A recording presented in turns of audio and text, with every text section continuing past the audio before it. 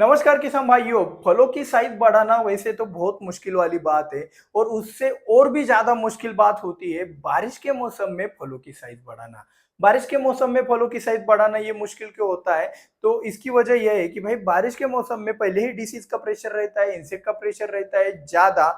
और ऐसे सिचुएशन में अगर हम फलों की साइज बढ़ाने के लिए कोई टॉनिक का इस्तेमाल करते हैं तो वहां पे डिसीज आने की संभावना सबसे ज्यादा रहती है।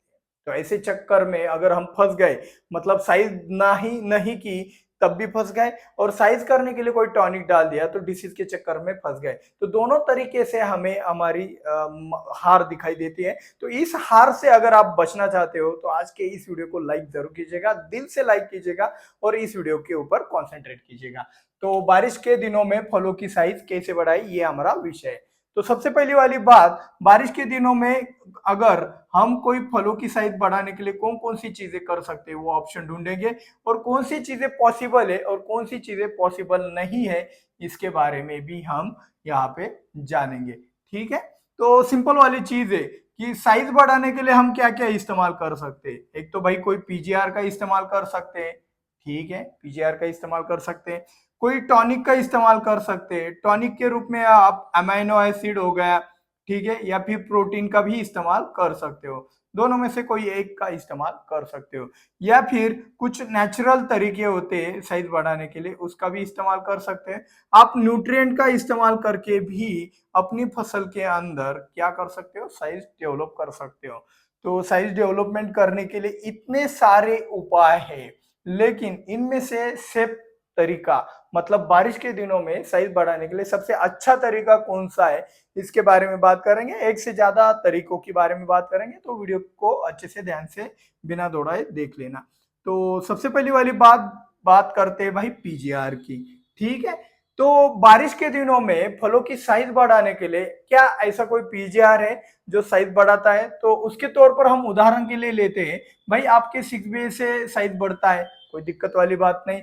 होमोब्रासिनोलॉइड जो कि आपके गोदरेज के डबल में आता है, अलग अलग कंपनियों का भी आता है, तो होमोब्रासिनोलॉइड से भी क्या होता है, साइज बढ़ता है। ठीक है, अभी एक और चीज होती है, एक पीजीआर है जो कि क्या करता है कि ये जो टहनियां होती है, इन टहनियों की ग्रोथ रोक देता है, टहनियों की स्टेम की ग्रोथ रोक देता है और फल और फूलों की ग्रोथ को बढ़ावा देता है। मतलब क्या, वेजिटेटिव ग्रोथ को दबाता है और रिप्रोडक्टिव ग्रोथ को चालना देता है, वो है लियोसिन। ठीक है, अभी आप बोलोगे लियोसिन तो ग्रोथ रोकने का काम करता है, और आप बोल रहे हो कि भाई ये फलों का साइज बढ़ाएगा, तो बढ़ाता है, लेकिन कैसे, इसका प्रैक्टिकल करके देखना पड़ेगा। अगर आपको विश्वास नहीं है तो कम से कम एक लाइन में इसका इस्तेमाल जरूर करके देखिएगा, आपको पता चल जाएगा कि लियोसिन वेजिटेटिव ग्रोथ को दबाता है और रिप्रोडक्टिव ग्रोथ को बढ़ावा देता है। तो ये पूरी की पूरी ग्रोथ को नहीं रोकता है, ये बहुत बड़ा सीक्रेट है जो एक्सेप्ट करने में भी दिक्कत आता है। अगर आप इसको ट्राई करते हो तो आपको रिजल्ट जरूर मिलेगा। एक कम से कम एक लाइन में आपको जरूर ट्राई करना है। ठीक है, अब पीजीआर में हमने 3 उदाहरण लिए, तो सबसे सेफेस्ट तरीका, मतलब सबसे अच्छा तरीका यही है। तो लियोसिन का डोज क्या है बॉस, 200 लीटर पानी में 200 ml का इस्तेमाल करें? तो बिल्कुल भी नहीं।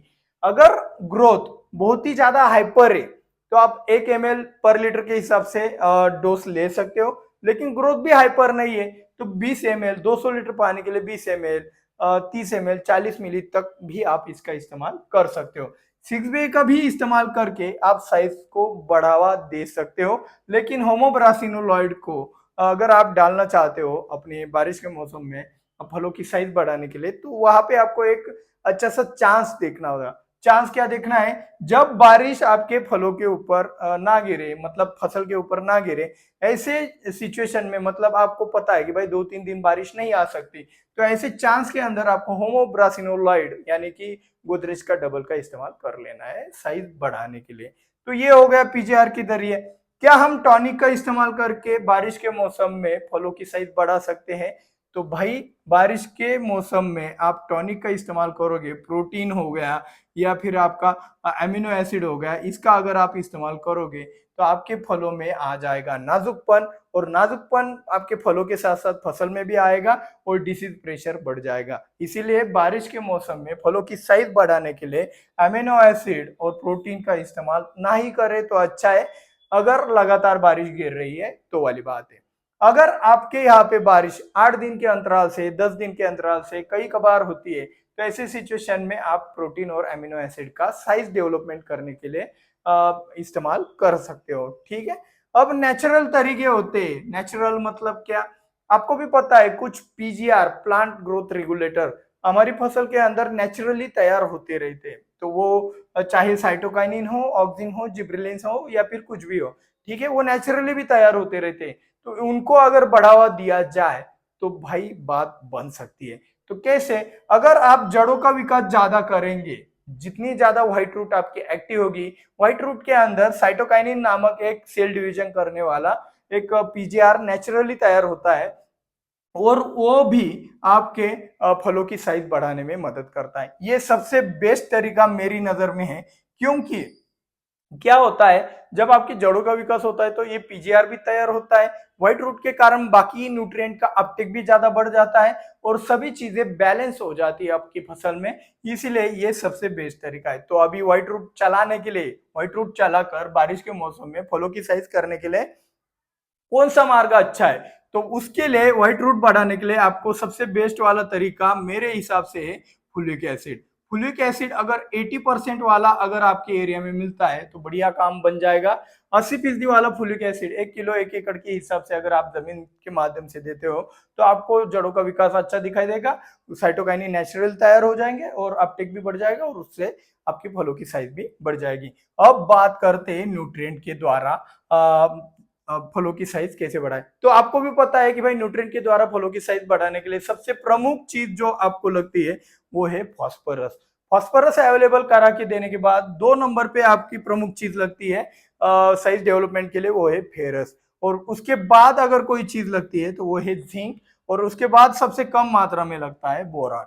तो इन चारों न्यूट्रिएंट का बैलेंस अगर आपकी फसल में अच्छी तरीके से हो तो भी आप बारिश के दिनों में फलों की साइज बढ़ा सकते हो। तो यहाँ पे आज की खास बात बताने से पहले, आज की खास बात बताने से पहले एक चीज मैं आपको आपके साथ रिक्वेस्ट करना चाहता हूँ कि भाई इतनी मेहनत होती है, बहुत मेहनत लगती है वीडियो बनाने के लिए भी, तो दिल से अगर लाइक के बटन के साथ साथ अगर शेयर का बटन दब जाएगा तो बहुत मेहरबानी होगी।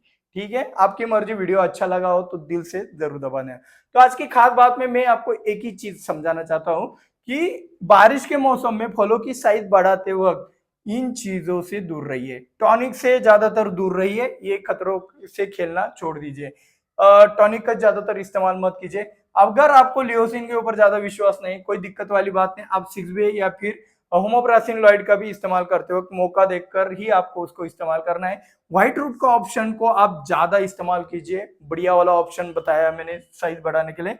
और इन न्यूट्रिएंट का बैलेंसिंग आपको आना चाहिए। अब न्यूट्रिएंट का बैलेंसिंग कैसे करना है ये अगर सीखना चाहते हो तो भाई 5000 लाइक का टारगेट है, आप कंप्लीट करा दो, वीडियो बन जाएगा। 5000 लाइक का टारगेट कंप्लीट करने के लिए आपको ज्यादा से ज्यादा शेयर करना पड़ेगा, तब जाके हम आपको बताएंगे कि भाई न्यूट्रिएंट बैलेंसिंग आपको कैसे करना है। थोड़ी मेहनत तो आपको करना ही पड़ेगा, सब चीजें फ्री में मिलती है तो भाई उसका वैल्यू नहीं रहता है। तो आपकी तरफ से ये मेहनत जरूर कीजिएगा। मिलते हैं अगले वीडियो में। जय जवान जय किसान।